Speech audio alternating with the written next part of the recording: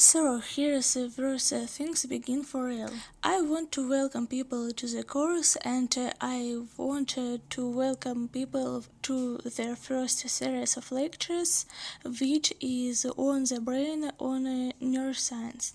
And I want to begin this series of lectures and the course itself with a story about the man named Phineas Gage and an event that happened to Gage in the summer of 1848 in Cavendish, Vermont.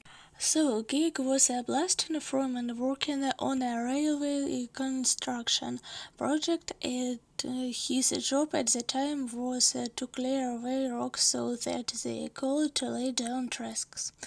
And to do so, his route during days was that he would bore a hole in the rocks.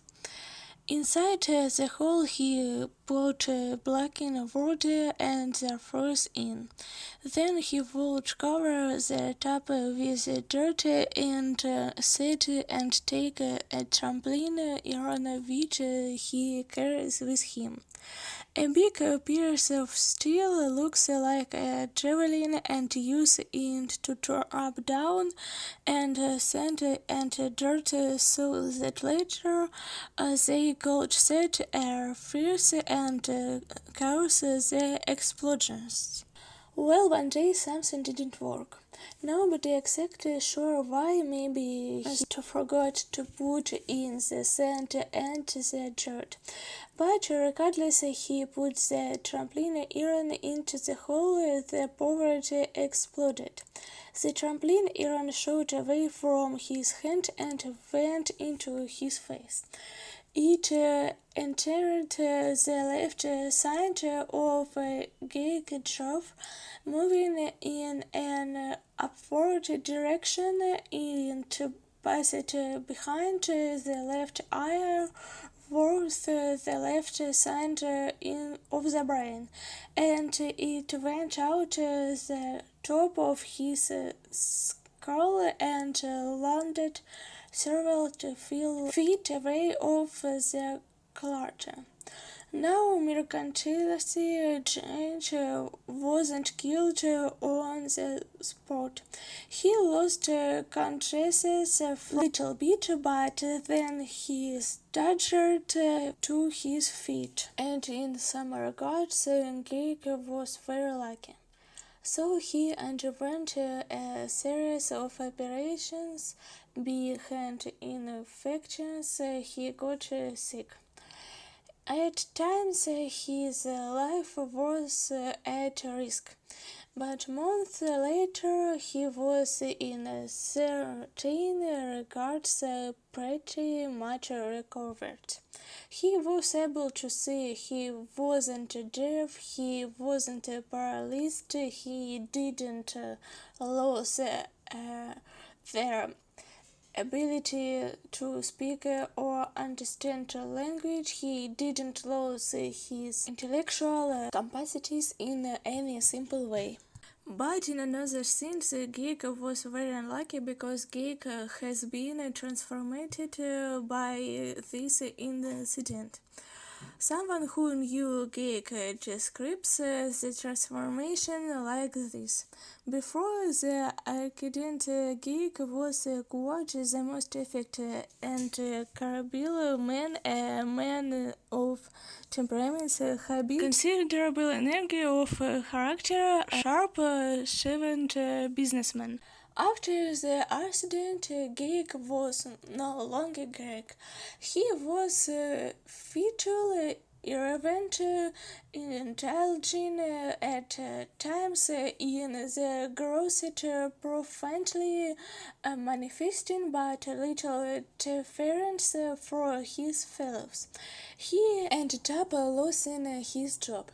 He traveled through the states, taking up different jobs, engaging in different relationships, and ultimately ended up in an exhibit in traveling cursors, holding a tamping iron, and telling people about this terrible story about how it went through his head and went through his brain and changed his life. So, why am I telling you this story? Well, as I said, I want to begin the course by talking about the brain. And the story of Phineas Geek illustrates something which we have abundant relation to believe, which this that the brain is the source of mental life. And so damage to the brain can have profound effects on who we are and what we are. An idea here is necessary some threat by the Nobel Prize wins biologist Franklin Crick. He calls it the astonishing hypothesis. As he writes, the astonishing hypothesis is that you, your joys and your sorrows, your memories and your ambitions, your sense of professional ideality and free will are in fact no more than the behavior of a vast assembly of nerve cells and associated molecules. Now, this assembly of nerve cells is, of course, the brain and parts of the spinal cord, but we are going to talk about the brain here.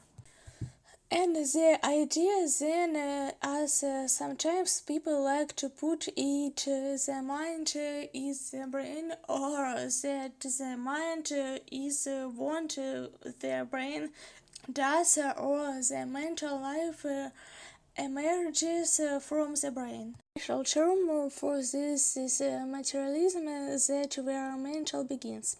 Everybody accepts that our arms and legs and our head and kidneys are made of this same sort of stuff as rabbits and automobiles and cars.